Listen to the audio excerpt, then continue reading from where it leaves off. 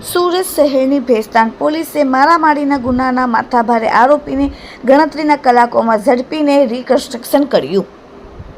તારીખ 4/6/2025ના રોજ બપોરના 2 વાગ્યા ફરિયાદી ગફાર હમીદ શાહ, ધંધો વેપારી, રહેવાસી રોયલ રેસિડેન્સી સનાબિલ બેકરીની સામે ઊન ભેસ્તાન, તેના મિત્ર સાથે શાલીમાર ઝૂંપડપટ્ટી સામે બ્રિજ નીચે બેસેલ હતો. તે વખતે ઇસરાર ઉર્ફે છોટે તથા તેનો ભાઈ ઇરશાદ ઉર્ફે બડે તથા એક અજાણ્યો ઇસમ કાળા કલરની થાર ગાડી લઈને ત્યાં આવેલ અને ફરિયાદી સાથે બોલાચાલી કરી, ઢીકામૂકી કરી, માર મારી અને ગુજરાત છોડીને જતો રહે, નહીં તો જીવતો મારી નાખીને ધમકી આપી ગાડી લઈને ચાલ્યો ગયેલ, જેથી ભેસ્તાન પોલીસ સ્ટેશનમાં જુદી જુદી કલમો લગાડીને ગુનો નોંધાયેલ હતો.